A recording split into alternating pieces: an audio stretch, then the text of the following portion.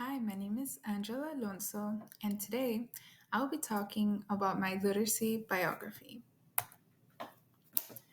I grew up in a very Catholic home, so my first book was a Bible for children. It contained mostly pictures, but the very few sentences it had were in Spanish. My parents would read this to my siblings and me, and we loved it. Later, they bought a book for my older siblings that contained daily prayers. I remember grabbing it and improvising prayers to look like I was reading. When I joined school, that is when I started to learn English. In my bilingual classes, they focused on us learning to read in Spanish first, then English second. So it was not until third grade that I started to gain an interest in reading English. I remember specifically liking all of the Junie B. Jones books. After becoming more fluent in English, I started to wonder about different genres of books. For example, I remember reading Goosebumps and finding out the power of my imagination.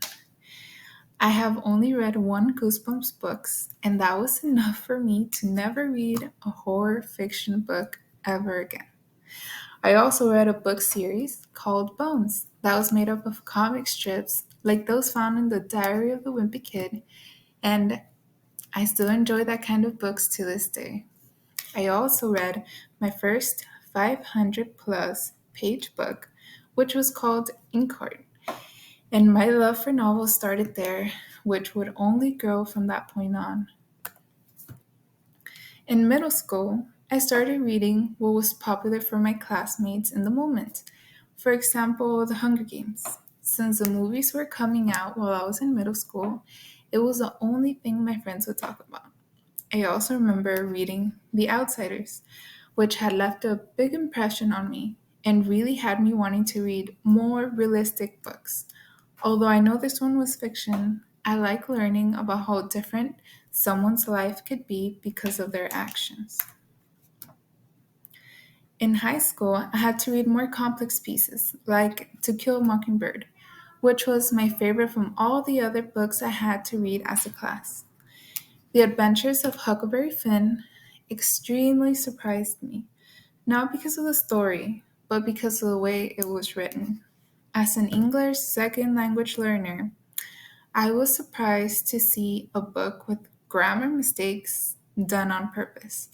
That was mind blowing to me that it was so different from other books, yet it was still called a masterpiece.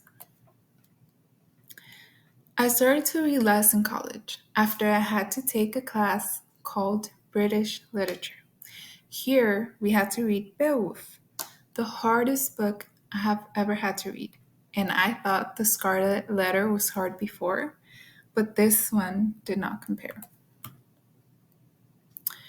Currently, the most reading I am making is from textbooks. Since I am so close to graduating, right now I'm trying my best to absorb every information I learn because I know I will need it someday. So, this is the most attention I have ever paid any textbooks before. And although I love reading novels, I have had to put a pause on that this last year of college, but hopefully I'll restart soon.